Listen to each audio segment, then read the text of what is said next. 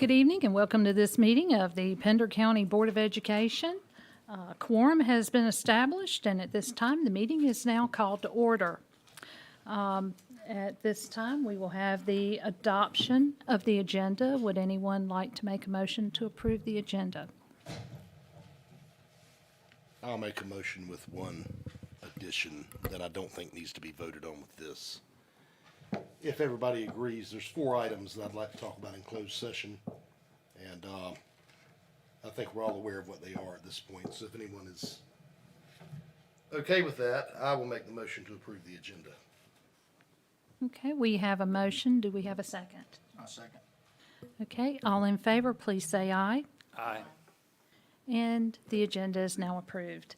At this time, Mr. Hall, would you lead us in the Pledge of Allegiance? I pledge allegiance to the flag of the United States of America and to the republic for which it stands, one nation, under God, indivisible, with liberty and justice for all. Thank you. Okay, thank you. If everybody would please remain standing, we are going to ask Mr. Garner Akins if he would give us our invocation tonight. Madam Chair, board members, Dr. Breedlove and Cabinet, thank you again. Hope you enjoyed summer, because she's gone. But if you would, let's bow as we open up in prayer for our meeting. Our most kind and gracious and Heavenly Father, we thank you for this day, and we just thank you so much for the opportunity that we have to be here today. And Lord, we just thank you for the sun that rises, and we thank you for the rain that falls. And we know that you know what we have need of even before we ask it. But Lord, we just come before you now, just praying for wisdom and guidance over this board as they make the decisions that impact so many great people. We ask that you'll just give them clarity of mind and wisdom, Lord, and just that they will just do the best of their ability. We thank you for their service. We thank you for their commitment. We thank you for their impact. We know sometimes the decisions that they make may not always be the most popular, but Lord, they do it to the best of their convictions, and for that, we just pray that you're honored by that. Keep us safe. Guide us and direct us in all that we do. And we ask these things in Christ's name. Amen. Amen. Thank you, Mr. Akins. Would everybody please have a seat? Tonight, number 5 is recognitions, and I've been told that we do not have any recognitions tonight. So we're going to go right into public comment.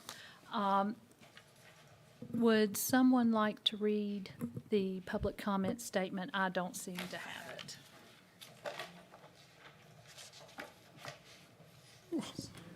No, you're good. No, it's right here at the top. No. Thank you, Madam Chair. The Board of Education welcomes the opportunity to hear from the public during its regularly scheduled meetings. The public comment period is open to all members of the community, including parents and students, to express compliments, concerns, or complaints regarding the performance of school personnel, the implementation of board policy, the quality of the education program, or school facilities. According to Policy 2310, presentations are limited to a maximum of 3 minutes. Obscene, vulgar, or profane statements and statements reasonably perceived to be disruptive or eminently threatening to the orderly operation of the meeting shall not be permitted. Thank you, Mr. McPherson. I appreciate that. Yes, ma'am. First, we have Miss Sabrina Utley. Good evening. Like he said, my name is Sabrina Utley. I'm with Volunteers of America. We have a new program in the county. It's called Quad County Save, and it's for 4 counties. It's Bladen, Brunswick, Pender, and Columbus counties. And what it is, it's a free community-based program helping youth, parents, adults, grandparents, families, community leaders, all prevent substance misuse through education, workshops, and local support. We want individuals in the community to know that there's information out here that they can use. We want to help the community members recognize substance misuse and connect them with tools to make healthier decisions for them and their families. If not for their family, but somebody they know, we know that we have to all work together. Again, our initiative is to get prevention and awareness information out into the communities. We're hoping to encourage our youth by providing skills on coping strategies and making better decisions. Teen vaping has shown to be a great concern in all 4 counties. So we use evidence-based practices such as Catch My Breath, which is a nicotine vaping prevention program for grades 5 through 12 that has been proven to substantially reduce students' likelihood of vaping. For parents, we use Talk They Hear You, with a goal to provide parents and grandparents, caregivers of the youth, resources that they need to address the issue, not only of vaping, but alcohol and other substances for those that are under the age of 21. We have 2 brochures that I have here. You don't have, but I'll leave them. One is for the youth and adults. Then we have a second one that's for actually professionals and what we call partners. And it shows all the services that we provide. We have a monthly coalition meeting. It's usually on the last Thursday of the month via Zoom at 12 p.m., and we would gladly invite you all to attend. We're not asking that you be a part of the coalition, but please come and listen to the other resources we have, the other partners that we have, and then help us, to know what we can do better to serve in the community. So with this presentation, I ask that the board think of Quad County Save in the school system. I have actually been speaking with Deputy Patrice Hall, which is the DARE instructor, and she would be, she told me to tell you she'll be happy to partner with VOA. So also on our brochures, we have our contact information. Please scan our QRC codes, and you'll see all the wonderful services that we provide. And I thank you for the opportunity. Ms. Utley, thank you very much. That's a lot of good information.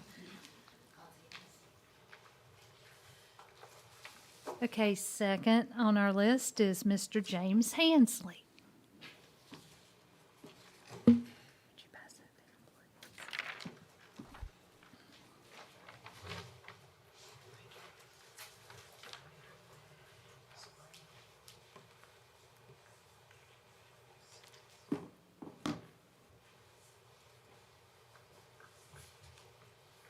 Good evening. School board. Welcome, sir. Most of y'all know me, very familiar with me. And I'm here on the behalf of Top Annandale Alumni Association. I'm the president of the organization. And the reason I come before you this afternoon, pass them out. Give me them. Okay. I'm asking on the behalf of Topsa Annandale Elementary for the library into the school. I'm asking the school board to consider naming the library after the ambassador, Maddie R. Sharpless. We hope that you will take it in consideration to observe some of our history into the school. She is an ambassador at the Capitol, and we feel very appreciative if y'all would do it. And as I said, most of y'all are familiar with me. Been up here quite a few times. And so if y'all would you please consider that? And while I'm on the subject, on the first of the month, at the beginning of the month of the school season, I don't know how it's going to unfold. I know how it's going to unfold on our behalf. We want to donate school supplies to Topsa Annandale Elementary on the behalf of our alumni, if that is possible. Thank you, and God bless y'all. Thank you very much. Thank you, sir. Okay, at this time, we're going to move on to number 7, report from the superintendent.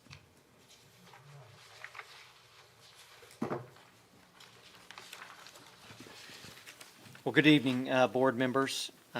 Here we go. It's August 12th, and we heard Mr. Akins talk about summer is gone, of course, and there's not much of it left, right? So just 13 days until our traditional schools begin. But I do want to recognize and congratulate both of our schools that are in session. Pender School and Pender Early College. Both had great starts to the school year. I just want to recognize both of those schools, the faculty, staff, students, for getting us started in the right way.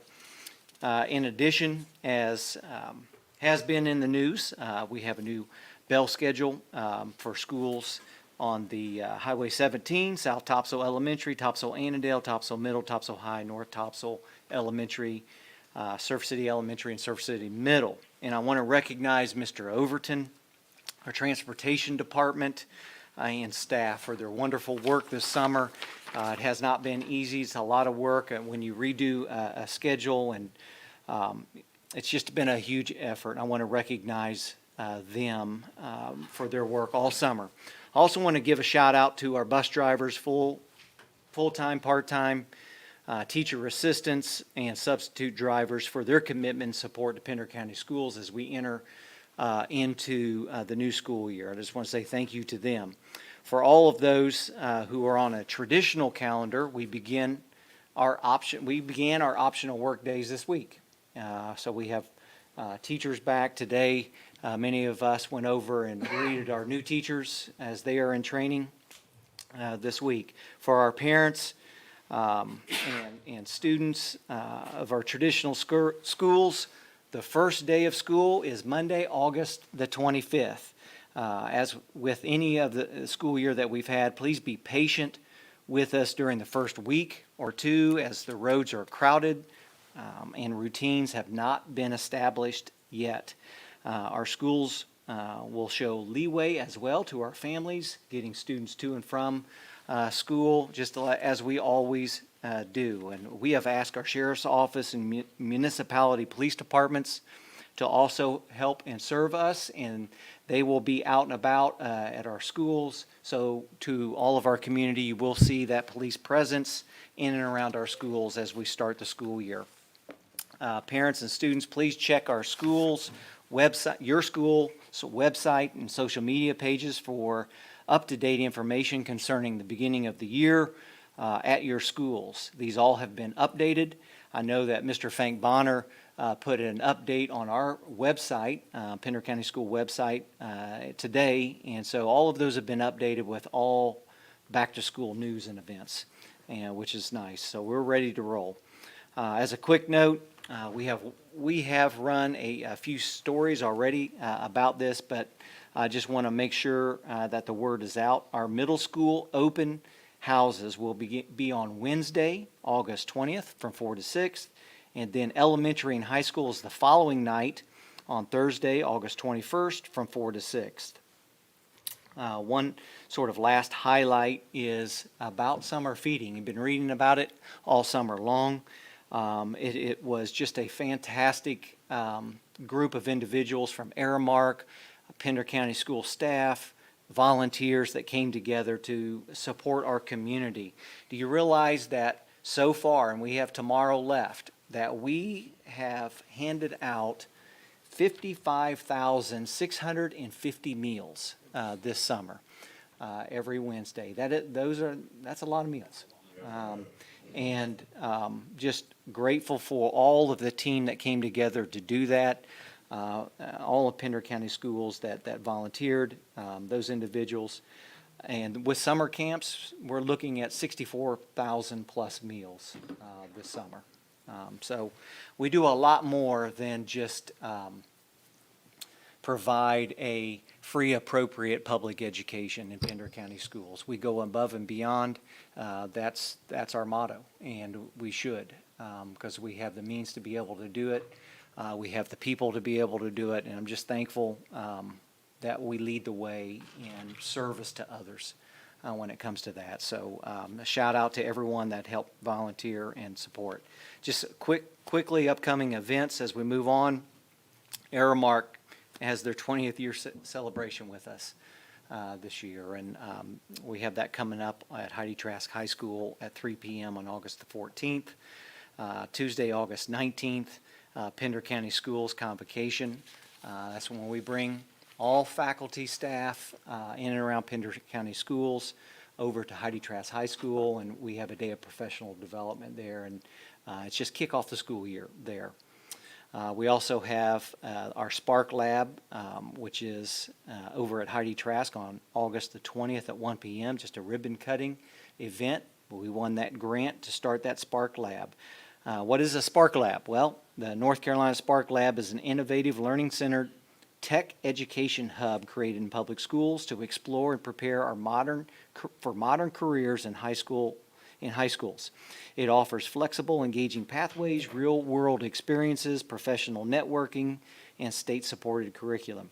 Students study artificial intelligence, software development, cybersecurity, data analytics, and game development, among many other interests that they have. It's a one-of-a-kind for us. We're really excited about it. And who knows, Mr. Lawson and Dr. Sawyer and have really helped head this up and get this started. Who knows that we may be having one day soon a hackathon, which I read about, and with our cybersecurity students, which would be really interesting to stop by and see for sure. But want to recognize that. August 25th, our first day of students, like I said. August 26th, we have the Committee of the Whole. And then August 9th at 6 p.m., we have our regular board meeting in September. In closing, I do want to wish all of our students and families the very best and safe school year, enjoyable school year. Let's get the most, take advantage out of the tremendous opportunities that we have in front of ourselves in Pender County Schools. And very last, I do want to recognize one last person, and that's Dr. Joel Grimm, who is new to Pender County Schools. He is our new Chief Operations Officer. We are grateful to have him on board and help lead that department. So, Dr. Grimm, welcome. Very excited to have you, and I know you're going to do great things. So, thank you. Board members, that concludes Superintendent's report. Well put, Dr. Breedlove. Thank you very much. Now we are on to our information agenda. 8.1, Communities in Schools presentation. Mr. Taylor. Good evening, ladies and gentlemen of the board.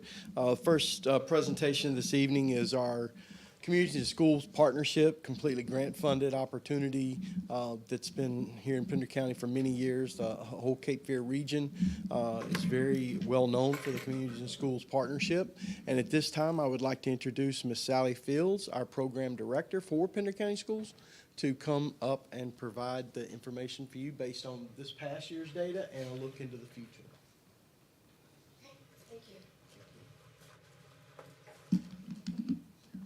Okay. Good evening. Thank you for having me. I'm Sally Fields, as he said, with Communities and Schools of Cape Fear. So I have the honor of working with staff that is in the schools every single day, supporting students, and in the summer. So we are a national nonprofit with local affiliates. So it starts in Washington, goes down to the state office of North Carolina, and we have an affiliate in Wilmington, which we have a branch in Pender County. So I get to oversee all the great things we do in Pender County. So our mission is to surround students with a community of support and empower them to stay in school and achieve in life. We have several different programs. Not only do we have staff that is inside the building supporting students during the day, we have after-school programs at 6 school sites. So they stay during the day, and then they stay in those after-school hours and support those students with extra enrichment and academic support. We support young parents, pregnant and teen parenting. We also have teen court and restitution program. This is really huge because not only do we serve those students, but we have a lot of student volunteers that come in and serve as the jury of peers. We also have the community service component where we have a lot of local businesses that allow those students to earn those hours, community service hours. We do a summer enrichment camp in Burgall Middle School. And then we also have a 3rd grade reading program that we start in the spring. As I stated, we're in 12 schools, and then the ones highlighted are the ones that have the after-school program sites. So we're in a total of 3 high schools, 5 elementary, and 4 middle. So look at last year's data. We served 1,200 students with 743 being case managed, and that means students that are in the school during the day that work with the student support specialists that create a goal, and they work to achieve that goal throughout the school year. We had 349 attend the after-school program in the 6 sites, and then 109 participated in our Burgaw Middle School regional camp. So, like I said, they establish a goal with those students. They'll sit down with the students and the family, they'll establish the goal, and they'll track them all year. So as you see, the goals vary. It could be attendance, academics, behavior, or social and emotional learning. And again, we track those throughout the year. And we have some pretty good rates considering we work with those students that are at risk of dropout, even starting on the elementary level. So, is this linked to the video? Okay. So I just wanted you to see it in action, and then I'll take some questions, hopefully.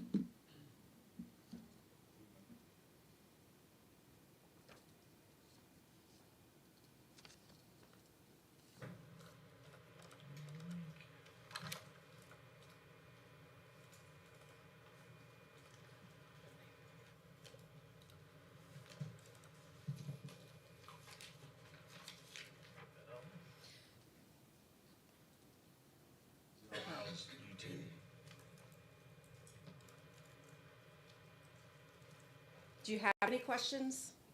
Because it looks like we might have technical difficulties. Not so much a question, but a comment. Communities in Schools has been such a good partner with Pender County Schools, and we can't tell you how much we appreciate you. And the programs that you've got, especially what I really love is Teen Court. I think that gives a lot of our students an opportunity,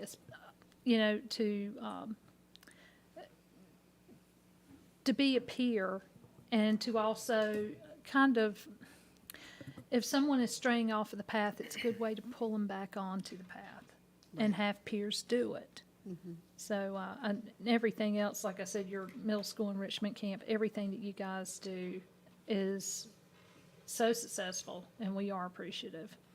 Well, thank you. It's the staff that's in the buildings doing it, so I will pass that along. Yes, ma'am. Hey, Sally, before we watch this. Yes. I've known Sally a long time.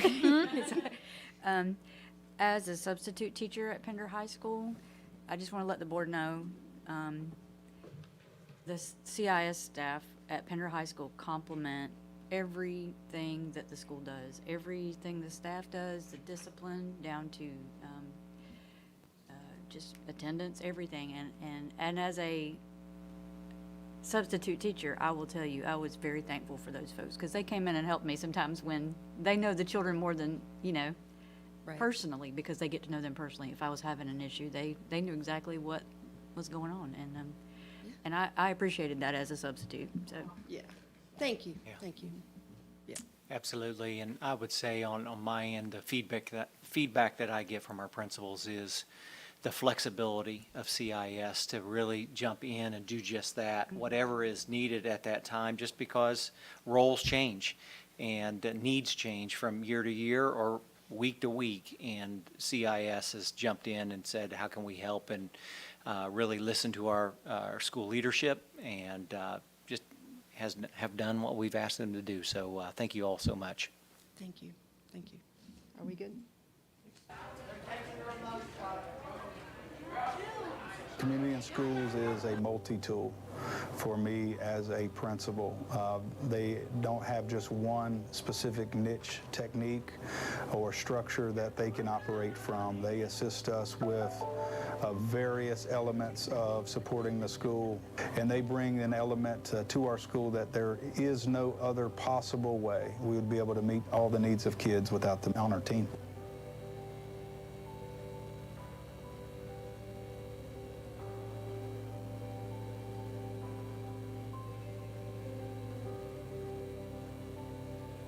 The after-school tutoring program that they created, which I think is really important, that was created for our kids from their interests, to get kids who have really been school averse to not only attend school in support of our goal, but then stay after, is notable and more significant than I think anyone gives credit to, that kids are willingly and wanting to participate in their programs, their high area of interest.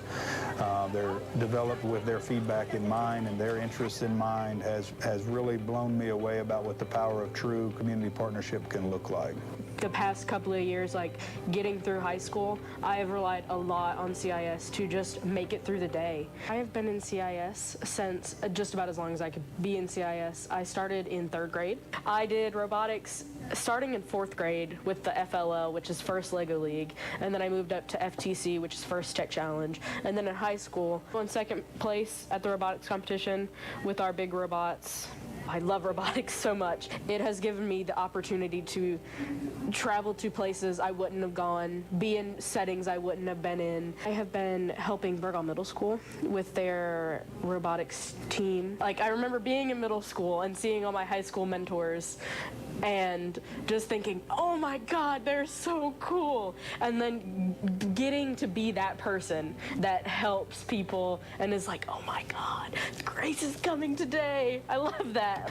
Not everybody has a good home life. Not everybody has a nice warm bed to go home to. And so, in some instances, CIS and this program is people's nice warm bed that they get to be a part of a family, and they get to feel that love and warmth that they wouldn't feel anywhere else. I think the best thing about a CS person or CS worker is the relationships they build.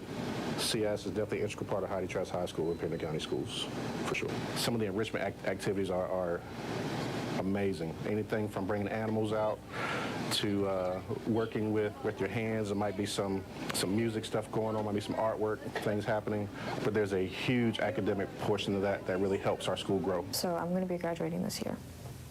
Yeah, I really want to go to college, but I feel like I'm starting to get nervous about the time because I have this last year to get ready for college, and it's starting to make me like kind of stress out, but I'm also looking forward to being in after school for that reason too, because Mr. Williams is great at answering questions that I have about college, along with being able to spend time with people that I care about outside of, just regular school hours. And I also thought that I could get extra help. I was so nervous about taking my first AP class. I took AP Lang, and I had so much work. Like, they were so serious when they said that, like, AP classes give you 3 times the amount of work that a normal class would. After school gave me the chance to do most of, if not all the work, and even get help not just from them, but other people that were there.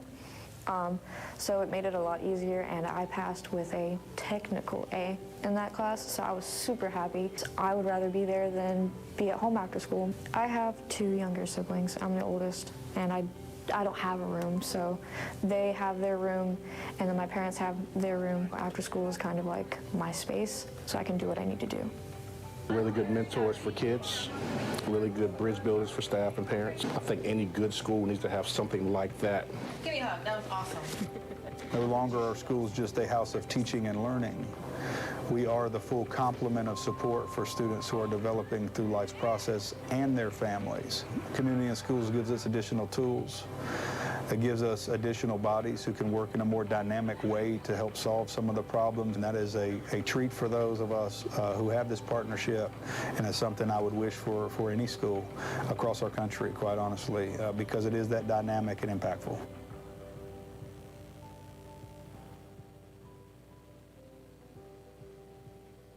Thank you for your time. Yeah. Yes, ma'am. I had one question for you. What schools does Communities in Schools service here in Pender County? So I don't know if you have the list in your packet, but Pender High, Topsail High, Heidi Trask, Burgall Middle, Cape Fear Middle, Pender Lee, West Pender, Rocky Point Elementary, Cape Fear Elementary. I know. Good job. Yeah. Malpas Corner. Yes, ma'am. Yeah. Surf City. There we Yep. are. Yep.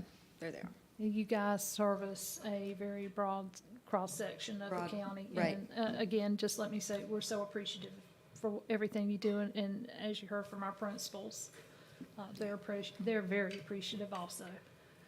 So, Again, thank you. I'm going to take it to staff. They'll love to hear it. Thank you. Yes, ma'am. Thank you. Okay, 8.2, J.H. Lee, K-8 presentation. Mr. Michael Taylor. The next presentation is the bi-monthly update for our new school, J.H. Lee Elementary and Middle School. At this time, I will introduce Mr. Ben Warren, our project manager of our new school.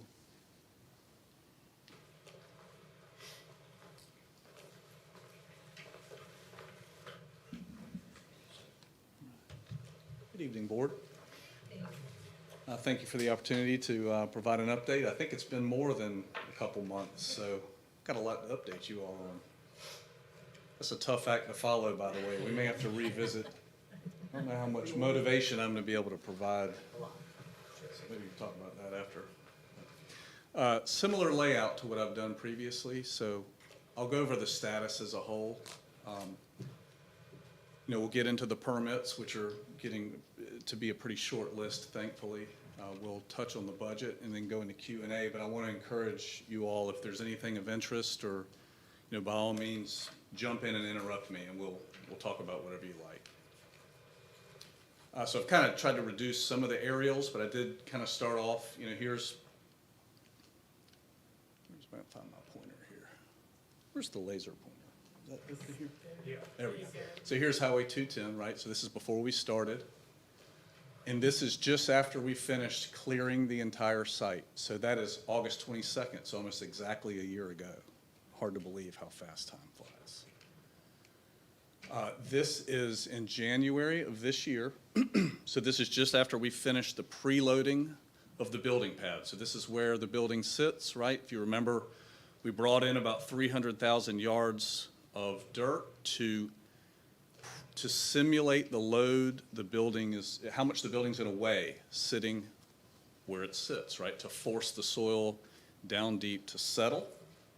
After we achieve that, you go here, we've started now, this is March of this year, right around the time that you all last visited the site and we went around. And so you can see where we've started removing the dirt and spreading it around. You can see it's really light in color, right? So we've started moving it to establish the grades over the whole site and bringing the entire site right up out of the wet, kind of swampy areas to make it a buildable site. And so now we'll take you, so this again is March, that's right about 4.5 months ago. And here's where we are. This is about 3 weeks ago now. And the plane was a little higher on this one, so it's a little tricky to see in this light, but just in 3 weeks' time. So let's walk you through the layout. So this is A wing, B, C, and then it works away from us. So D, E, F, G, H. This side here is the middle school side. This side is the elementary. So we're working from middle school to elementary. We now have this concrete slab poured here, which is C, D, and E. So the underslab rough ends, the mechanical or the plumbing and electrical underslab rough ends and the concrete slabs have been poured on the entire middle school side. We're pouring F wing tomorrow morning, 2 o'clock in the morning. Any of y'all are welcome to come join if you can't sleep. That invite comes direct from the field, so you know. So we're pouring F tomorrow morning. We'll pour G, I think we're pouring G first here, a week from now, and then H 2 weeks from now. So we'll have all of the concrete slabs complete, which is great, because they're more easily affected by the weather, when we're digging foundations. All the foundations are finished. We're just finishing with the rough end and preparation to place the concrete. So we're really excited about where we are. I have some better pictures that you'll be able to see here. This is just from the other angle, same thing. So you can kind of see the foundations, right? The whole thing's taking shape. This is the whole queuing lane here. So that's the layout, right? That shares the same view. You can see that we've got the overflow parking established. This is the bus parking on this side, and this is the playfields parking. So we're getting these to grade. This is football, soccer here, and this is softball, baseball here. So the whole thing's really starting to take shape. You can see, what's going on. So this here is a view of A and B wing, and this classroom wing of the middle school is looking, your back is toward Highway 210. So you've got your middle school entry here, your elementary school entry here. This is the gymnasium, multi-purpose. This is the kitchen. And so you can see we've got the masonry walls underway in the classroom wings of the middle school side, and steel erection is well underway. I mean, these pictures are, like I said, going on 3 weeks old, and a lot has even happened in that time. So this is from the other direction. So this is looking back at Highway 210. And this decking's already on. These walls are nearly topped out from the multi-purpose room. So just, it's moving really fast, and again, we're excited about where we are. This is their glamour shot here. We wanted to include it. It does look a little better with, and we'll be doing it again tomorrow morning.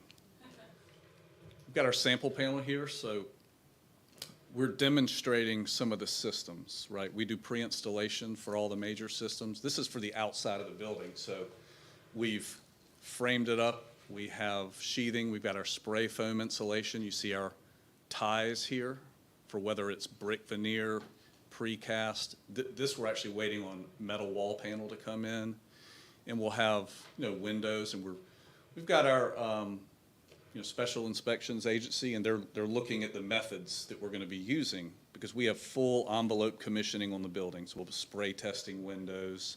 We have roof inspections, not only by the manufacturer of the materials, but by our third-party inspections.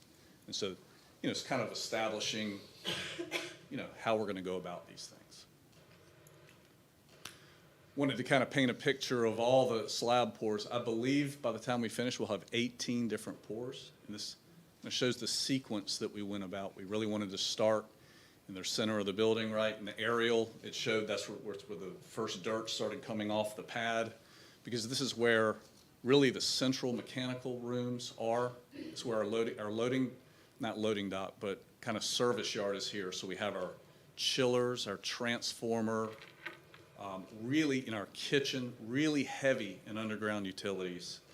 And this will be the first area we get the roof on the building too. So that'll give us a lot of work, heavy mechanical, plumbing, electrical, fire protection, kitchen work that we'll be able to, get a good jump on. Whereas the classrooms, they're very similar. Each wing, has 2 mechanical rooms on each floor, and so you're going to be much more efficient on those, whereas this is it's only one area of the building. So give ourselves more time on that. I did a much more poor job of giving myself a chance of reading these pour numbers here, but this is the elevated pour sequence. And our first elevated slabs, so second-story slabs, will be pouring. This is green is number 1, this is number 2, and then we kind of work in a similar, this is middle school, this is elementary. We're working in a similar sequence on pouring the elevated slab. So that's what we're about to move to. I envision around November, we'll be getting the roof installed over wings A and B, which, aside from the mechanical platforms, they're just one-story wings. And then these will follow these areas. And that's a pretty big deal, getting the building dried in, moving to there, because then you're not affected by the weather. We have a ways to go, though. You pour these elevated slabs, and then you have to go up with masonry and framing. So it's going to be some time between when we get the roofs on these sections and when roof will pick back up again to cover the rest of them. But that's that's what we got going on. So all the building foundations are complete. The slabs, I wasn't exactly sure where we were going to be today, but we have F, G, and H left to do. After tomorrow, only G and H. The sewer design is pretty well wrapped up, and we're just waiting on comments and effectively approval from DEQ, at which time we'll be able to get the final design priced up and hopefully underway here before winter.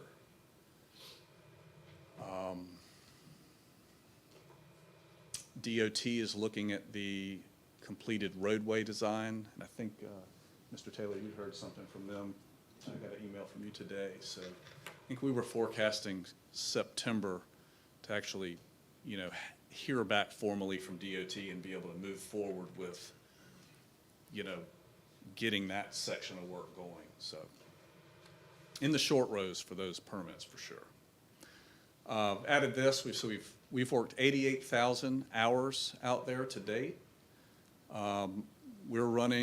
We'll probably have 150 people on site tomorrow. Usually increases 15 or so on slab pour days.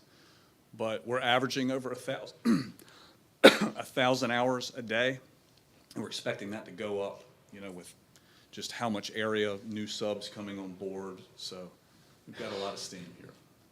A couple weeks for our last slab, and a couple weeks till we pour our first elevated slab. So the structure's moving along very well. As I mentioned, November, get our first roofing area on, and right about 2 years from occupancy. So I've kind of reviewed those permits, just the sewer and right-of-way work left to permit. Our BIM, so Building Information Modeling, we have all the underground complete, modeled out, obviously, because we've installed most of it. We're heavy into overhead coordination, so areas A, B, and C are complete, and we're underway, getting close to wrapping up areas D and E. We had Mr. Taylor, Mr. Nelson, and some of the heads of maintenance, and we did a fly-through of our models of the mechanical rooms in these wings here, first floor, and I think that went really well. No real concerns, so we feel like we have school system plugged in. We're actually walking through the mechanical rooms, and you're seeing them 3D, where all the piping is, where the access to do maintenance on the various equipment. So certainly trying to wind up with a serviceable building. These are snapshots from our Oculo. So the building modeling happens here. And then Oculo is the street view. I think we've sent, you get updates when we do the new scans every week. And so this is just showing, here is area A, this is the gymnasium. And then right beside it, the modeled gymnasium. So you can see where everything is going to be. So it's worked out before we manufacture all the ductwork and piping. They come in more prefabricated assemblies, which helps us install it faster. And then same thing for the middle school stairway here. So you got the elevator shaft. This is an actual, August 5th photo from our 3D camera. And then this is the coordinated staircase. Budget, so our GMP is just over 130 million. All subcontracts are let. The ones that are funded by soft cost, I don't know that FF&E, this allowance has been reconciled. I know that we have the playground equipment proposals in, so I think we're in a position to reconcile that. Sports field lighting, I think we're all squared away on it. These, again, are the last two big numbers that we need to finalize. That will be the off-site sewer that's running from the site all the way through to 17, and then what will ultimately be reimbursed by DOT, likely 4 years from now or so. But we still want to know what the amount of money that is going to be funded for that time is. So that's where we're moving to here. Contingencies, so design build, we've used right about 2% of, and we've actually credited more back to owner contingency than we started with. So I'm just calling that zero for now. I'm sure it'd be great if that could stay that way right through the whole job. We'll do our best. And that's kind of what I had. I was thinking sitting here in the next presentation, I'll do a 2-month look ahead, so we can look at where we believe we're going to be for the next board update. That may be helpful. Questions? I love the Oculo updates. Those are really cool. Yeah, good. Well, Mr. Warren, I think we're going to have to get together with you and coordinate another board visit out to the site. There has been so many changes since, obviously, since the last time we were there. We'll get together and try to decide here in the next, let's say, 6 weeks board. Does that sound good for you guys? Sometime within the next 6 weeks, maybe after you've done something significant that we can go out and take a look at. But We haven't done enough significant for you yet. sir, you have done many significant things out there. I was just thinking about a milestone, but no, it looks great. Good. Well, the next visit will be much more interesting than looking at the giant dirt pile. I can. Well, no, that was pretty interesting too. So, but no, you're right. It's getting good right now. So, yeah, I would Good. very much look forward to a visit. We'll look forward to it. Thank you, sir. Thank you all. Board, do you have any other questions? Okay, thank you, sir. Okay, 8.3, 2025-26 budget update. Ms. Nowlin.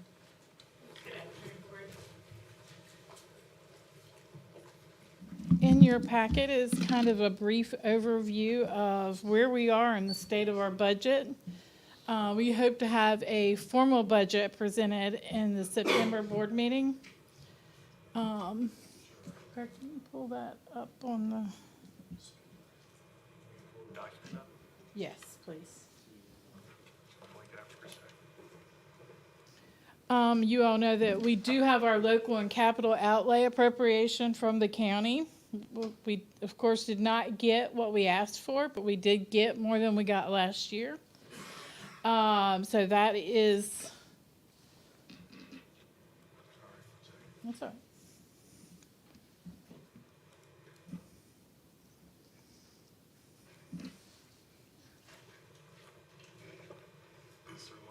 Yes. That's it? This won't work on this, okay, can you continue? So, this is kind of small, but, in your packet, you probably can see it a little bit better.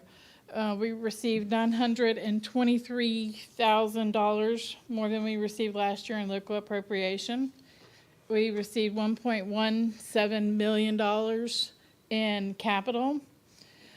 We looked at these numbers after getting our budgets, and we determined the areas that we needed to focus on. These are all things that we asked for in our local budget. So to make this happen, because these are needs that we felt really that we really needed to focus on, we decided to propose that the local supplement increase for certified and classified, we asked for a 1% increase. Of course, we didn't receive all that funding, so we are wanting to do a 0.5% increase for both classified and certified. So that would take teachers to a 10.5% supplement and classifieds to a 5.5% supplement. 4 teaching positions, STEM, grade level, and arts. Receptionist, approximately around 6 receptionists. $100,000 increase in overall athletic supplements, and that is half of the plan that we had in the proposed budget. But it's been several years before athletic supplements have been increased at all, like maybe around 5 to 6 years. The advanced teaching roles and 1.5 assistant principals. I have a quick question. Yes, ma'am. Is that middle school and high school athletics supplement? Yes, ma'am. Across the board. And we will continue to take that additional step next year to add to where we started for the $200,000 ask. Any other questions on the local piece? You all understand we did have a CIP of approximately $11 million, and so we received $4 million. So we are currently working on our CIP, and we will be presenting to you those budget and those projects that we have determined that are the most needed and prioritize them for this school year in the September budget.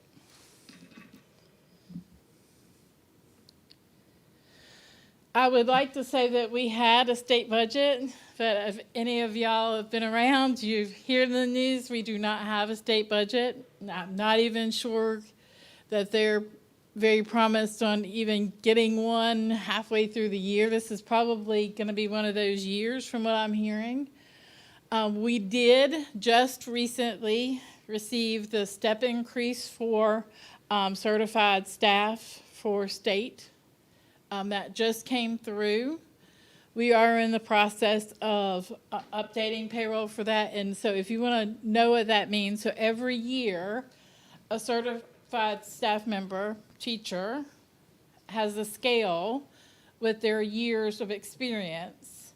So with us continuing to work on an continuing budget, what they do is they slide the teachers up so they'll get a slight raise just for the bump of years, but no additional funding.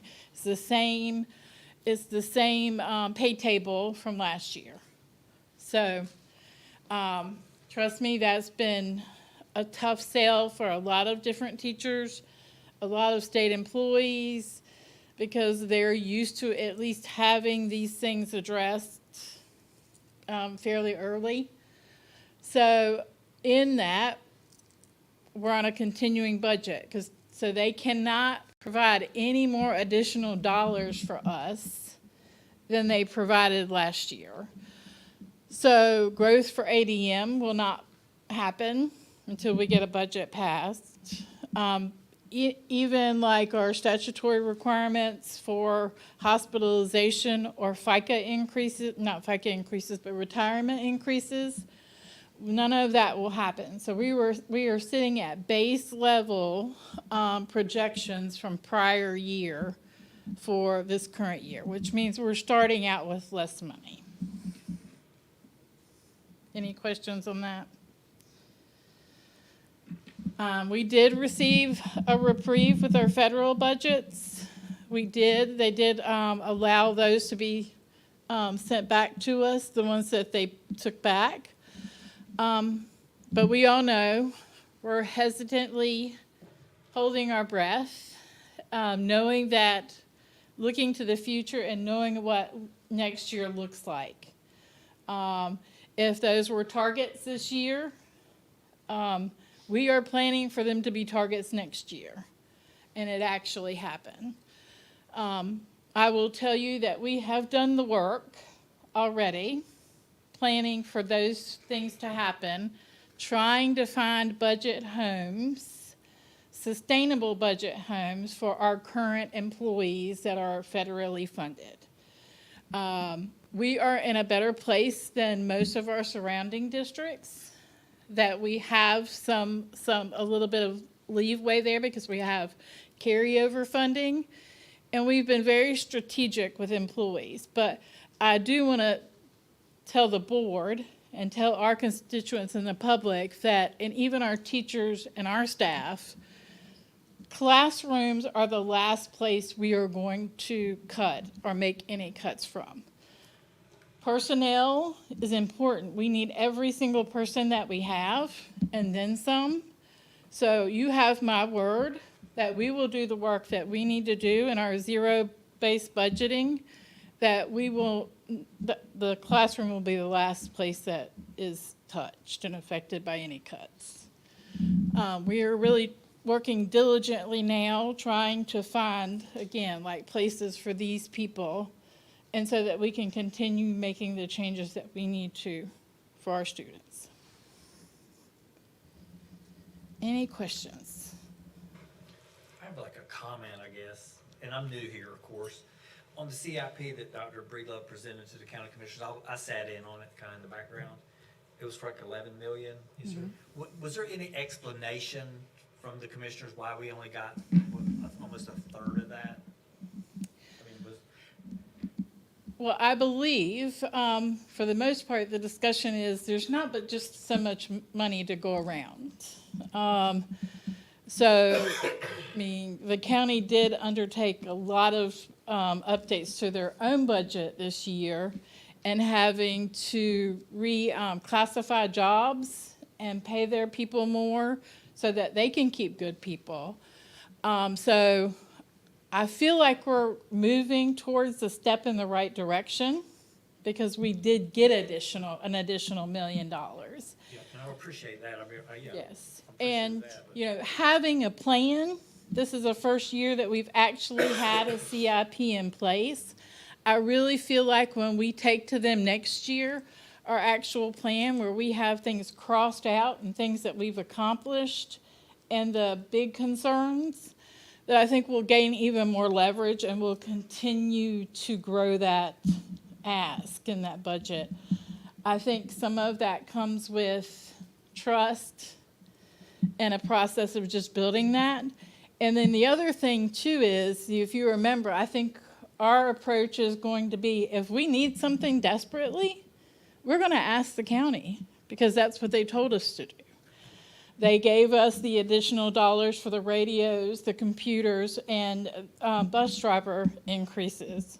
So I think that's going to be our approach moving forward. If we find these projects that we desperately need done now and we don't have the money, we're going to ask. I think this is where Dr. Grimm's gonna come in to get, to build their trust, because I don't know, quite sure, I don't feel confident that we had that in the past with our maintenance department. That's what I'm getting at.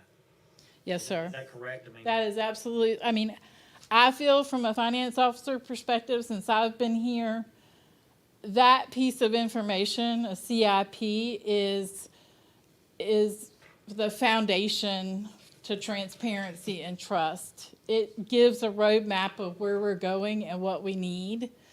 And it's going to be a living, breathing document so that things are going to change. I really believe that having that position filled, and we've created a really good relationship with the county at this point. You know, we're having several meetings. We have quarterly meetings. I have a great relationship with the finance officer, so we work really hard to try to understand both sides. And I think that we have done the work and will continue to do the work to build the trust and transparency.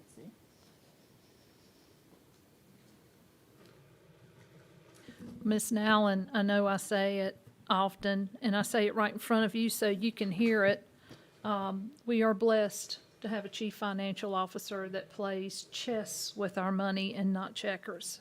You plan, it's very obvious, I think, to all of us that you plan ahead, not just from one budget to the next, but you're looking way down the road with our money and how we spend it, and you don't know how much. We appreciate that, seriously. I appreciate that. We're blessed to have you. And I'm blessed to have you all and your support. And I still say the best finance department in the state of North Carolina. So, thank you.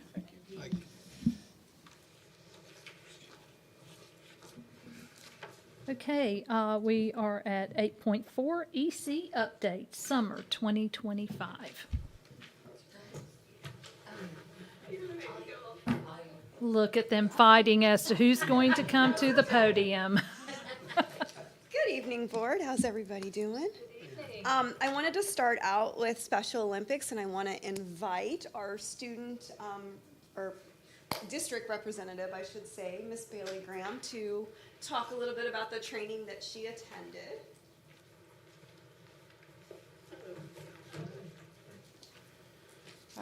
So this summer I attended the Special Olympics Leadership Summit, so it was all the participating counties in the entire state. So in order to bring local programming back to our county, I wanted to collaborate with other local coordinators to learn how they operate, and I spoke with the community program director to get a clear understanding of the role and the resources we have available. So our initial goal is to host a countywide spring games event for all school-age students with intellectual disabilities. A long-term vision would be establishing year-round Special Olympics opportunities locally. And that would be fulfilling the motto of the Special Olympics. So I will be serving as a liaison between Pender County Schools and Special Olympics North Carolina, and they will be providing training, event guidelines, and support. They provide materials, volunteer recruitment, they give fundraising opportunities, they assist with funding needs and fundraising opportunities. And I'll be working alongside Parks and Recreation, so it will be schools and community and Parks and Rec all working together for this goal. The games will be on April 10th, 2025. The rain date, or I guess that would be 2026. Yeah.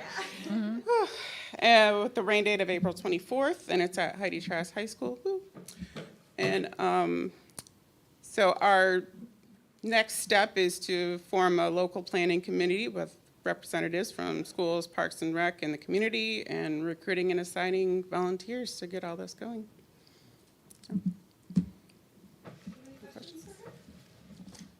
No questions, but just a huge thank you for taking this on. I think that while I'm immensely grateful to New Hanover County for allowing our students to attend Special Olympics in their county last year, I cannot begin to tell you how excited I am to know that we are going to have Special Olympics Pender County this year. Yeah, that's really So, exciting. It is. It's a huge step forward for everyone in our county, and I'm very grateful for it, and I'm very grateful to you.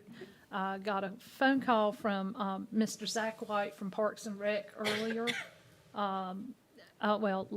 late last week, and the representative, Mr. Ashley? Carson, yeah. Yeah. Also, everyone is so excited to get this started, and as am I. So, again, you have our gratitude. I know this is not going to be a small undertaking, and but we'll, obviously, I think I've spoken to all the rest of the members of the board about this. We are very excited about this and willing to support you. Thank you. And we have a lot of hometown pride at Trask, so we have a lot of people that are really gracious that we were able to get it back and willing to do whatever it takes to get it done. So I think the key is asking for help, not trying to take it on all by myself, because I still have that other job that I do.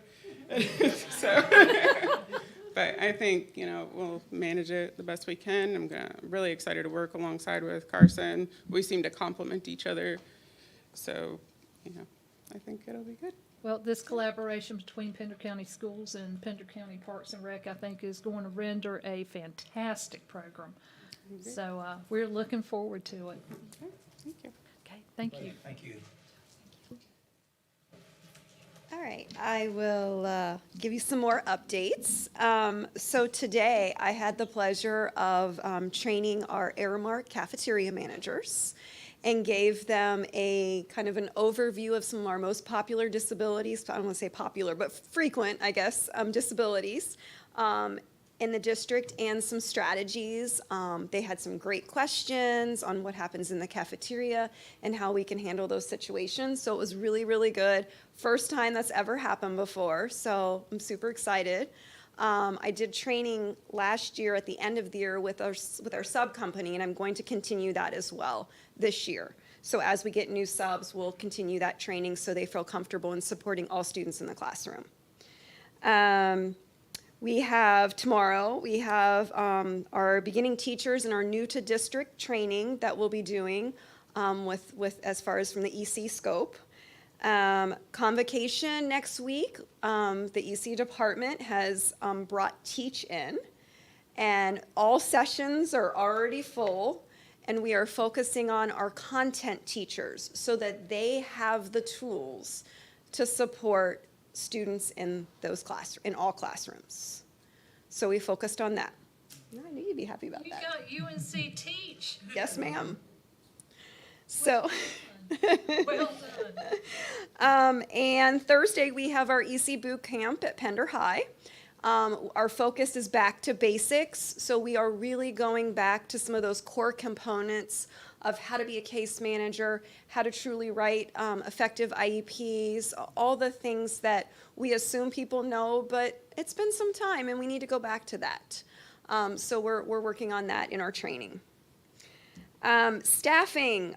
So we, as a department, started interviewing the first week of March to try to truly get and grasp good quality, high quality staff. We were fully staffed, had a little hiccup. Right now we've got some like 3 kind of, as I call them, pop-ups. So right now we're just looking for 3 positions. But other than that, we're fully staffed in EC. So pretty excited about that. We are also kind of working on doing some assistive technology this year with some of our students that have some reading needs. So we are working on for our secondary, primary, we're doing like Learning Ally Book Share, where the Wit and Wisdom books can be seen and they can kind of work with them online. And so we're trying some things out to see how we can better support students and keep them in the gen ed setting. We're also, and you're going to like this one, Ms. Burns, going to expand Making Sense in Mary Market. We have Miss Eason that works on it, but I've added our homebound teacher, Miss Jana Bruce, is going to also team with her, and she's got some really good ideas. So this year we want to include Topsail Middle, Burgal Middle, Heidi Trask, and Topsail High. So we want to, but we're looking at doing some functions that may have already be like existing and kind of coming in and maybe setting some booths up. So throughout the year, maybe some of the drama presentations. We're looking at different things, but we want to expand it. We want to grow it. And I've also talked to Mr. Bates about teaming up with CTE on how can we do some things and maybe they can make some things. And so we're looking at lots of different things, but to include more students and really get out there. The last thing is OCS. So we're looking at increasing entrepreneurial opportunities, maybe like a copy shop on campus, some things like that. So we're looking, how can we grow that? How can we expand those opportunities for students, especially in some of those rural schools that they don't get out as much? So we're trying to see how we can do that as well. I think that's all I got. All I can say, thank you for collaborating with CTE, not just with the Making Sense. Usually that's a Christmas market, but across the board. I think that our EC population is usually our most vulnerable when it comes to employment after high school. Yes. And I know that it's a challenge, but I know that you and Mr. Bates can do wonderful things, and we can see more success just outside the classroom and after they walk, after they get their diploma and walk off that stage. I want our students, our EC students, to also have that opportunity to move into a job. Correct. And to be good contributing citizens to Absolutely. their communities. And I appreciate the efforts that you guys are putting into this. I truly do. Thank you. Thank you so much. Okay, thank you.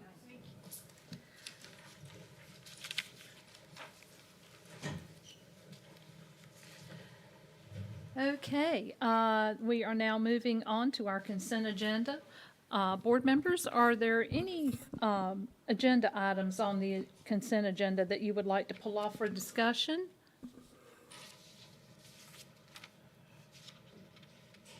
Okay, or if not, would you like to make a motion to approve the consent agenda?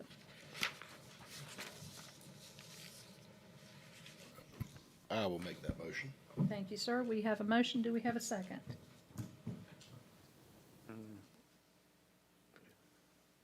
I'll second. Thank you. All in favor, please say aye. Aye. And the consent agenda has been approved.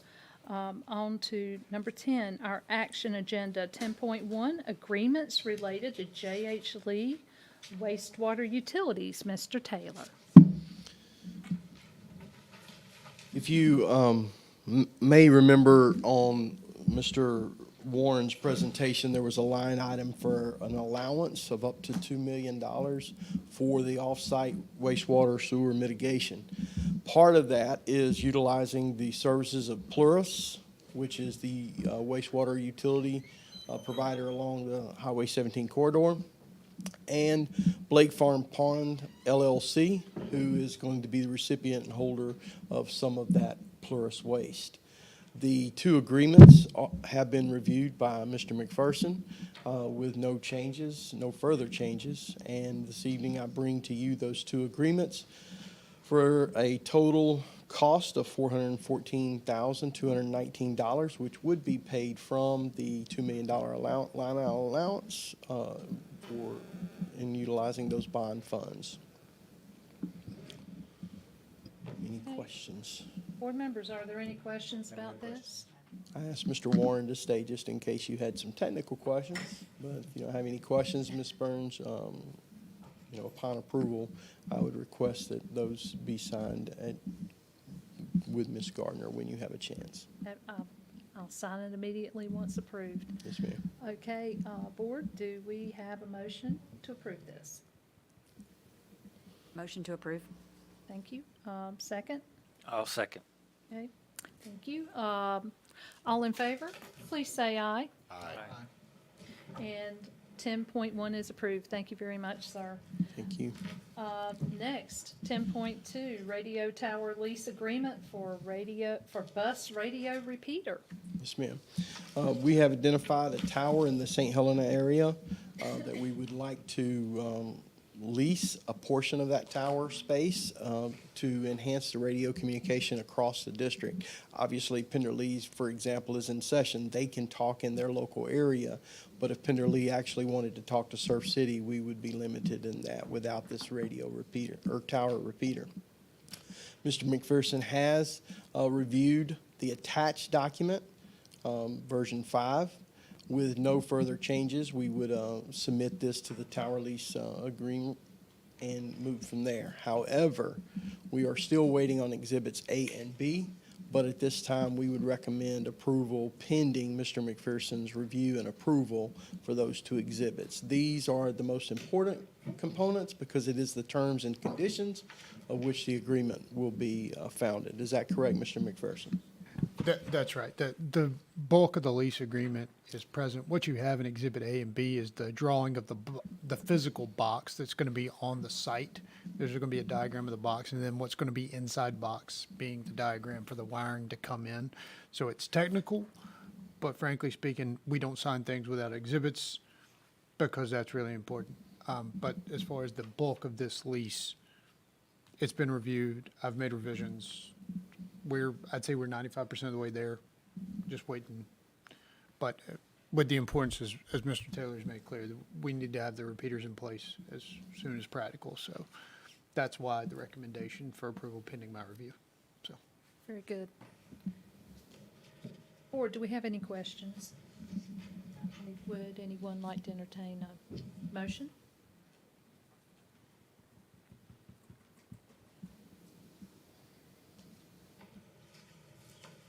Make a motion to approve. Thank you, Ms. Hanson. Do we have a second? Second. Thank you, Mr. Hall. All in favor, please say aye. Aye. Okay, and 10.2 is approved. Thank you very much, sir. Thank you. Okay, 10.3, consider policy 4318 revisions. Mr. Kevin Taylor. Yeah. Good morning, or good afternoon. Feels like morning still. Board Chair and board members, you have in front of you proposed policy 4318, which has been reviewed by Mr. McPherson and his team. It brings us into alignment with 1/3 of House Bill 959. The other 2/3 are coming shortly. Those are more inclined to education of students about social media and the footprint of digital access and things of that nature. Internet safety, social media literacy, those are coming. We're still working through those. The policy, as we had previously written, was in good shape. Mr. McPherson actually pulled it back together and made it more streamlined. A lot of the red lines that are on there were added back into the policy itself. Recommendation would be for approval. Ms. Burns, last meeting during the CAL, you had asked if we could bring the consequence continuum to the table as well. So I wanted to honor that request. We're considering this a level 1 offense still at the moment. The first one would be a warning. The second one would be the student is the student's not secure in the office. The phone is secure in the office, and the student may pick it up after the school day is over. Any days after that, the parent will be required to pick that up at the end of the school day, and the phones will be secured in a safe location. The fourth offense and the fifth offense deal with ISS and the items still being picked up by the parent. The fifth and sixth offense and occurring beyond that would be OSS time. Unfortunately, hopefully we don't get to that point for their children, their students. Beyond that, we would treat that as an insubordination, and that would go into a level 2 beyond that. So if that's, I'll be happy to answer any questions regarding that. And researching some districts around us, some are less punitive, some are more punitive. We're kind of falling in the middle of that when it comes to what the policy is in terms of consequence continuum. So we're kind of in the middle of all those.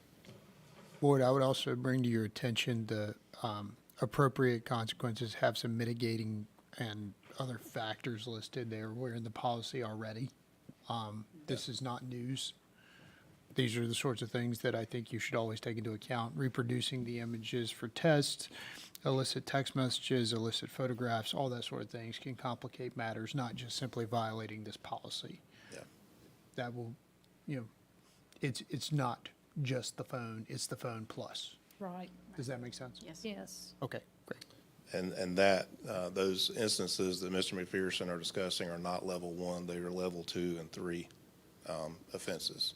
So they'll be treated differently or in conjunction with on another level. How about that? Yes, sir.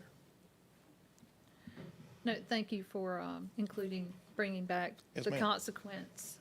I appreciate that. Absolutely. And this will be shared by our principals as they share information out with parents, either through social media or otherwise.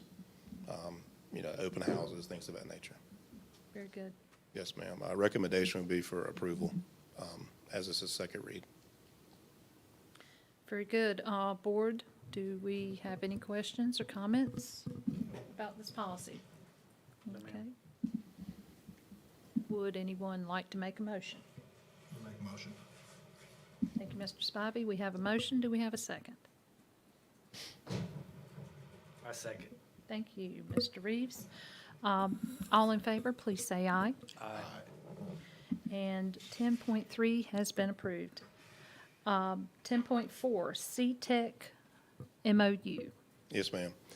This is, you have in front of you an MOU, which we have had with CTEC for a few years now.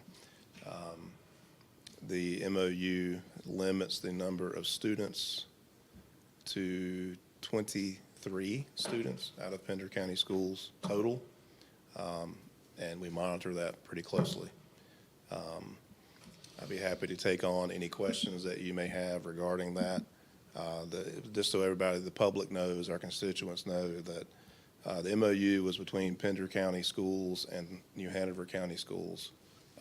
CTEC is housed in New Hanover County.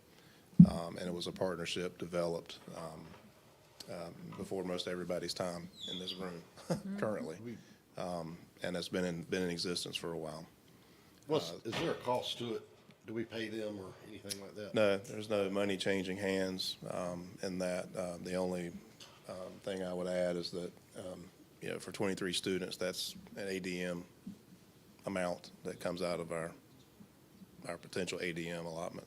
New Hanover gets that? 'Cause they're- Yes, sir. And do they keep them 100% of the day, or is it, Yes. so they have no involvement with any of our local places? They have no involvement where? With any of our schools otherwise? No. No. The students are not involved. They're actually eligible for athletics at Laney High School if they enroll there, And they, and for other activities too.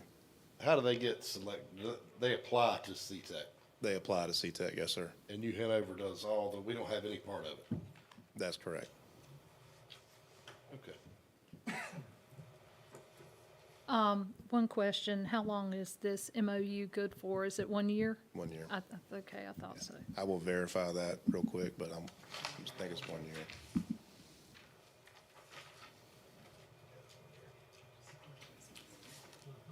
One year, yes. Okay. For next year's MOU, let's take a look and see if they're offering what we offer. And ma'am. if we are offering the same things that CTEC offers. I mean, I know that we are, our CTE program is incredible. But I know that we don't offer everything. But if we could take a look at that next year to see how Absolutely. in line we are with CTEC, that would be nice. Yes, But- ma'am. And Yes, sir. we'll be, I know Dr. Sawyer has visited with the Spark Lab.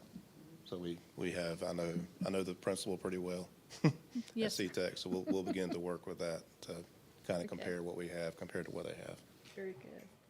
Okay. or can offer, I should say. Recommendations at board pleasure, of course. Right. Make a motion to approve. Okay. Thank you, Ms. Hanson. Do we have a second? I'll second. Thank you, Mr. Reeves. All in favor, please say aye. Aye. And One 10 point, opposed. okay, yes, sir. Motion passes. 10.4 is passed. Okay, so now we are going to move on to number 11, comments from board members. We're going to start with Mr. Reeves. Good, because I don't want to go behind Ms. Hanson again. Oh, my goodness. Oh, my goodness. I wanted to thank Brett Springer, the county commissioner, but he just got up and left for coming to our meetings. That's fantastic. Airmark sitting over there, thank you so much. They come to all of them. We really appreciate the job you're doing. I wrote this down this time because I get flustered up here sometimes. So Ms. Hanson and I went to Pender and welcomed our students for the first day of school. And it was exciting, especially to see the kindergartners on their first day. We were opening the car doors for them, and they were all happy, and it was really exciting. I really enjoyed that. That was a good day for me. I'd like to welcome Carly Marshall and her husband Eric. They moved here from Charleston, South Carolina, and I met her at Topsail Middle the other day, and this was, she's been teaching, I think, for 17 years, and she was just excited to be here. And I welcome her to our Pender family. Now, not so good stuff. I'm excited to see our upcoming school year, but I want to take a moment to emphasize why we are here. We are here to educate these students. While athletics are important, if I had to choose between sports and education, education will always be my top priority. And I think we've lost a sense of that, a focus by putting and making sports way too more important. An example of this is with our 3-tier bell schedule. Not one email did I get say thank you for saving my kid's 4th period class, where they don't have to miss part of 4th period. And that was just really concerning to me. But I got hundreds of emails want to know when practice was going to start, and when the date, when it was going to start and end. And that was really kind of concerning. Not one person said, hey, thank you, now my kid don't have to miss 4th period. And, just one more thing, social media. Okay, I'm going to say it anyway. If you're going to post something on there, get your facts straight. and I don't care if you disagree with me, just have your facts straight so we can have a healthy discussion. And I'll keep an open mind, and maybe I missed something and we can fix it. But if you're gonna pose nonsense like the other day, where a gentleman posted saying that elementary school was gonna start at 9 or 9:15 and gets out at 4:30 and 4:45. He posted that on there. You know, I have no respect for your opinion. I know this guy, and I was gonna say Richard Burton the Tail of the Second Year Idiot, but I'm not going to. So, Madam Chair, that's all I got. Thank you, Mr. Reeves. Mr. Spivey. Well, You get to I'm about follow to say, that kind of back. makes it a ride there, don't it? You know, so at the end of the day, we're all here to do the best job we can do. We know school is coming back. We know we have a busy road to hoe in front of us, and we got a lot of obstacles that we're going to face, new things, good things, unfortunately some bad things at some point. Let's just keep in mind while we're doing our job, while we're doing it. Pray about it. If you get lost, if you need guidance, then that's where you go. Stay focused and just keep doing what you're doing, and I appreciate it. Amen. Thank you, Mr. Spivey. Mr. Hall. I don't have anything, thank you. Okay, Ms. Hanson. Well, Mr. Reeves and I went to, sorry. Mr. Reeves and I did go and welcome new students at Pender, students back to Pender League. We had a great time. I think it had been a while since you'd seen kids get out of the car like that with all that stuff for the first day, the Kleenexes and the hand sanitizer and all that stuff. But they were all really sweet and looking forward to being back. I took 2 trips since we've been here to Pender High School to look at the facilities, one with Mr. Hall and one with Ms. Burns. We saw the good, the bad, and definitely the ugly. And to kind of add to what Mr. Reeves said, as a member of the Board of Education, I know I was appointed to this job, but I will always advocate for more instructional time, always. I want to welcome Dr. Grimm to Pender County Schools. We are excited to have you and looking forward to working with you. And I want to say, by the time we meet again, school will have started, and best wishes to all of our staff and our students, and we wish you nothing but the best of this school year. So thank you. Thank you, Ms. Hanson. First and foremost, I too want to welcome Dr. Grimm. We are very happy to have you here, sir. We know that good things are going to happen over in our operations department. We appreciate you. Also, to echo what Ms. Hanson had already said, I did go out to Pender High, and I wanted to thank Mr. Paquette for his time in showing us around. And by the way, I'm a 1984 graduate of Pender High, and a lot of things have changed out there, some things not so much. But it was always good to go back and visit the old campus and to kind of have free reign to go throughout and look at everything. Brought back a lot of good memories. But and I also wanted to say a major thank you to Aramark. A couple of weeks ago, my son and I went out to South Topsail, and we helped hand out boxes of food. And it was just a lovely experience. And like I said, there's so many things to be proud of when you serve on this board. But that was special that day. And again, I wanted to say thank you for all the work that you and your staff have put into that. That made the summer for a lot of kids. So, and as always, I echo the sentiments of some fellow board members up here that if we ever have a choice between anything else and getting more academics for our students, we are going to always choose academics because that's why we're here. And I also agree with Mr. Spivey in that I pray before I come into these meetings. I might get in trouble for saying that, but I'm going to say it anyway. I pray before I come into these meetings, and with any major decisions, for my part, there is a lot of prayer. And because I have to put my head on a pillow every night and make sure that I can go to sleep with a clear conscience that I've made the best decision that I can. So with that, I'm going to say welcome back to all the students, all the teachers, and all the staff, and we are excited for the new school year. Thank you. At this time, we will hear from our board attorney.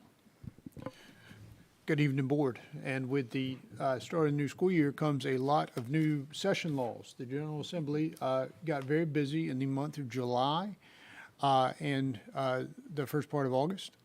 A couple of bills or new session laws I want to point out to you, just because I think you would, number one, they're relevant to what you guys are doing every single month here, but also I think are hitting some important areas that I think we all are aware of, but it's important to know that the folks on Jones Street are paying attention to some of those concerns.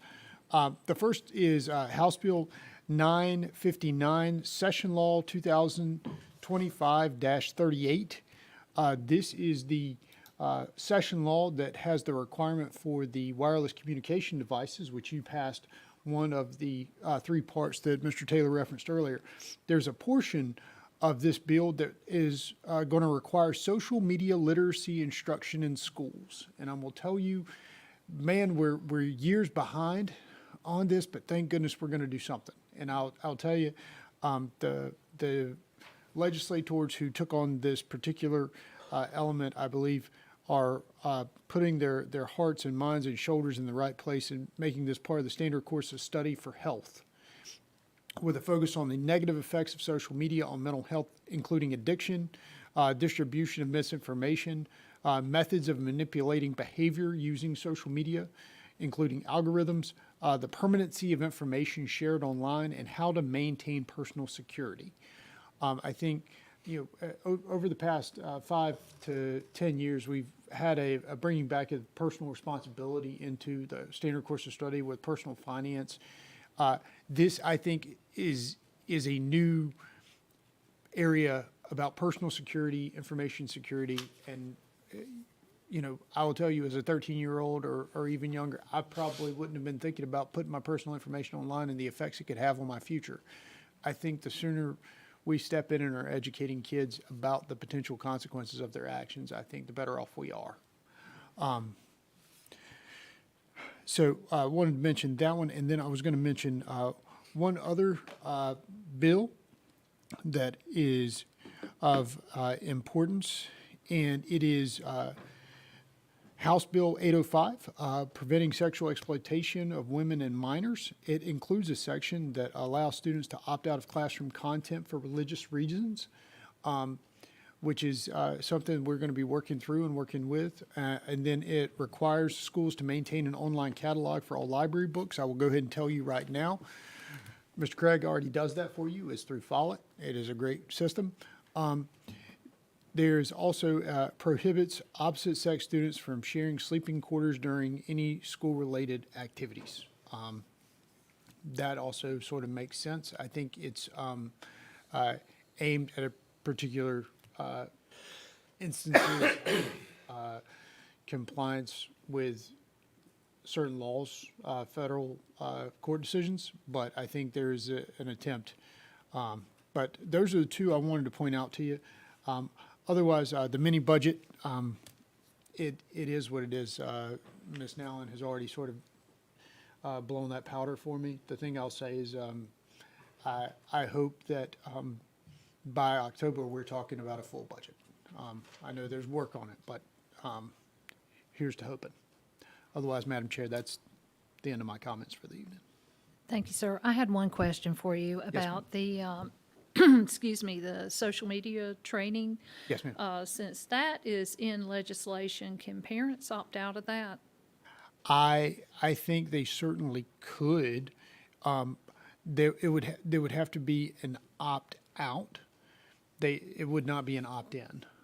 So I think you would have to, it's just like any sort of standard course of study portion. If they don't feel their student needs to receive that information for whatever reason, for example, if they're Mennonite or Amish and they don't participate in social media, it's really hard to justify the content potentially for a parent. But at the end of the day, that's a parental choice they can make. I think because it is an add-on to the health curriculum, I find it unlikely that many people will opt out, but I'm sure they could. Just wanted to clarify, but thank you Yes, very ma'am. much. I appreciate that. On that subject, so in order to opt out, or if we were to provide that option, is that something that we would have to vote on? No, sir. No, they have an opt-out by state law. They would be able to, because if a parent can provide a religious reason for wanting to opt out of any content, they're allowed to do so. I didn't know if the Parents' Bill of Rights would have addressed that. It does to a degree, but now we have this new provision that allows students to opt out of classroom content for religious reasons, period. And we don't pass go. But we need to make sure that our Very good. parents understand that, because some may not know. Yep. That That's was right. one of the reasons I wanted to bring it up tonight, just to make sure it was out there in open session. Sure. Because I didn't know. So. Yes, sir. Thank you for asking the questions. Okay, thank you. At this time, we will take a motion for closed session. I will make that motion if Mr. McPherson will state it. Second.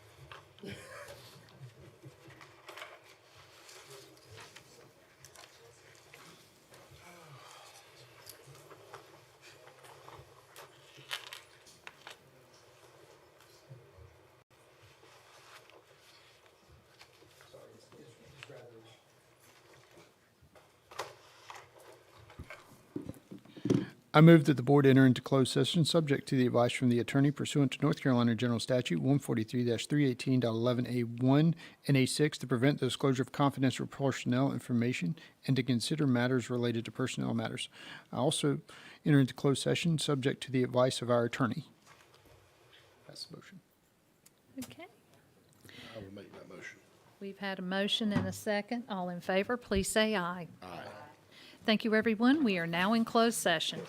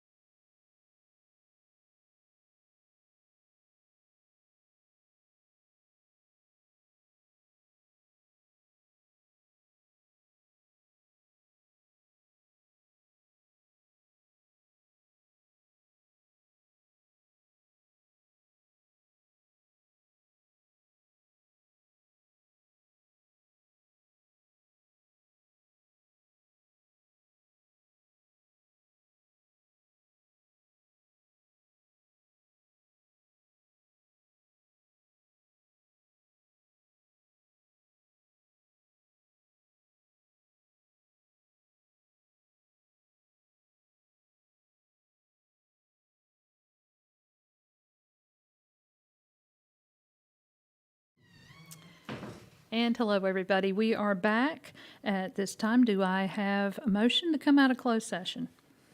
I'll make that motion, but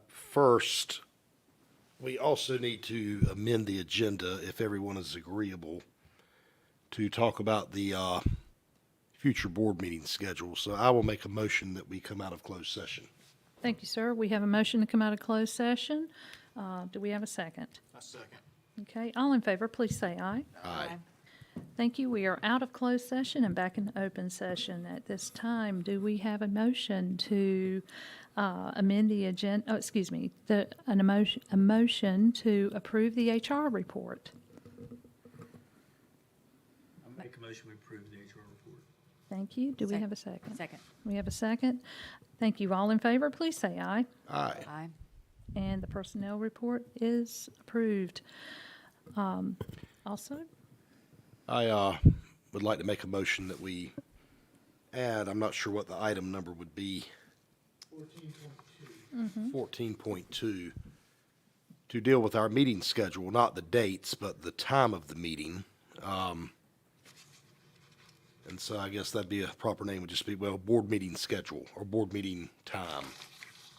yes, it would Same be. thing. Meeting times. Okay, So I'll 14. make that motion. Very good. Do we have a second? Second. Okay, all in favor to amend the agenda? Please say aye. Aye. Thank you. We are now to 14.2, discussion for board meeting schedule. Need to explain what my motion. Yes, please. So I think it would be a good idea if we would start meeting at 5 o'clock go ahead and do closed session first. And to try to stop some of this late stuff. If this motion is approved, the intent would be for the public meeting to still start at 6 p.m. as we're doing now. And the public comments, sign-up time, and all of that good stuff will be, pretty close to the same, probably within minutes of the same way. And so we're clear, the way closed session would work, if we started at 5, we would definitely either have to stop that or be done by 6 to start the real meeting.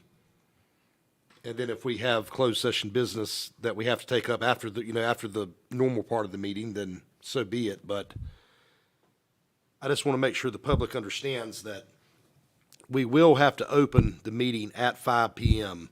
in open session, and then there will be motions and votes to go into closed session. But there would be no public business other than that would take place until 6 o'clock. And that includes public comment, so on and so forth. So essentially, nothing is changing, but if we do this, you'll see on the notices, for those of you that keep up with it, and the news media as well, you'll see that the time will slightly change, but just watch the details and it should be fine. So I'll make a motion that we do all that without me explaining it again. We have a motion. Do we have a second? A second. We have a second. All in favor, please say aye. Aye. Aye. Thank you very much. The motion passes. At this time, do we have any other business to discuss? Okay, as it seems we do not, this meeting is adjourned. Thank you very much.